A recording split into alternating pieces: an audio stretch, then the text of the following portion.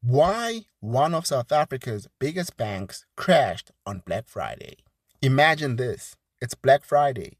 You've been eyeing that deal for weeks. You are in the store, basket in hand, or you are online, items in your cart, finger hovering over the checkout. The deals are live. The clock is ticking. You tap your card, declined. You try again, declined. You open your banking app, you're met with an error.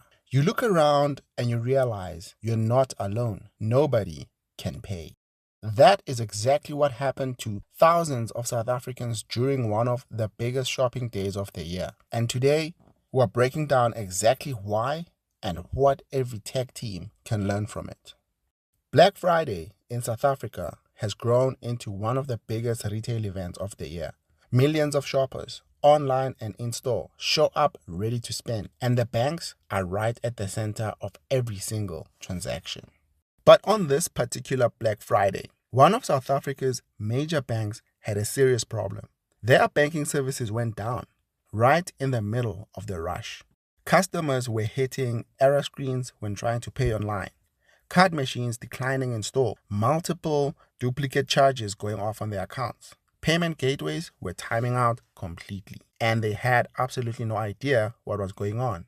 When they went to the bank's social media pages for answers, they were met with generic messages. Messages read, "We are aware of issues with our banking services and we're working to resolve them as soon as possible." That was it. The deals came and went. Customers were left empty-handed. Now, let's be real. No bank wants this to happen, especially not on Black Friday. Think about what an outage like this actually costs. Lost transaction revenue. Every failed payment is money the bank does not process or earn from. Refund and recovery costs. Chasing down duplicate charges is expensive and time-consuming. And then the big one, customer trust. You can recover lost revenue. Recovering lost trust is a completely different challenge. People remember the day their card didn't work when they needed it most. So, what actually caused this? Let's get into it. There are 3 likely culprits, and interestingly, they are all connected. Culprit number 1 could be migrating to the cloud without enough resources. Many large South African banks have been going through modernization programs, migrating away from old on-premises servers onto cloud-based infrastructure.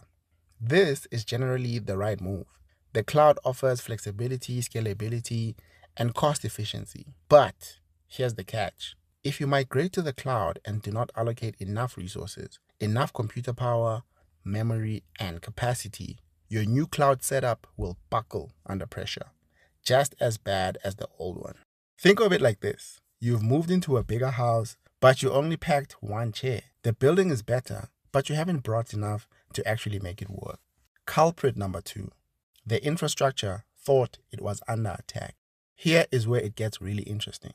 When Black Friday hit, millions of customers jumped online at the same time. The traffic spike was enormous. But if your infrastructure is not configured correctly, it cannot tell the difference between a legitimate surge in customers and a DDoS attack.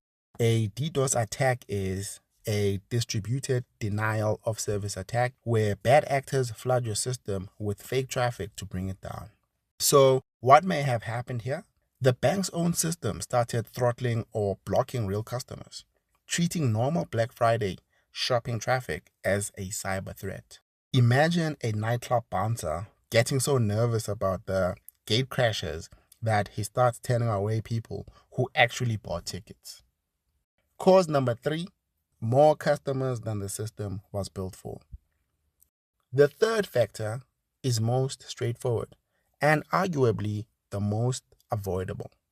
The bank's customer base had grown significantly since the previous Black Friday. When capacity was planned, it was based on last year's numbers. But this year, far more people showed up to transact than the system was architecturally designed to handle. It's like planning a party for 100 people and 300 walk through the door. You were never set up for that. And when your architecture has a ceiling, you hit it fast. So what do we actually take from this? Whether you are a developer, an architect, a tech lead, or a business owner, these lessons apply to you. Lesson number 1, load test your entire production stack. Load testing is the practice of simulating high traffic to see how your system behaves under pressure. But here is the crucial point that many teams miss. You need to test the whole stack, not just your test environment, not just UAT. Every role player in the transaction flow must be in that test. Your payment gateway, your third-party APIs, your database, your authentication service, everything. Because what you don't test, you don't know. And on the biggest transaction day of the year, what you don't know will come and find you at the worst possible time. Lesson number 2, configure your cloud infrastructure for the real world. Moving to the cloud is not plug and play. You need to make sure your infrastructure is set up to handle reality, not just a normal Tuesday afternoon. Specifically, make sure your DDoS protection thresholds are tuned to tell the difference between a legitimate traffic spike and an actual attack. Make sure your auto-scaling rules are configured so that the system can grow when demand grows. And make sure your resource limits are set for your peak load, not your average load. Outages like this are painful for the customers who miss their deals, for banks who miss the bottom line, and for the engineering teams firefighting in real time on public holidays. But they are also avoidable. Load test your full production stack.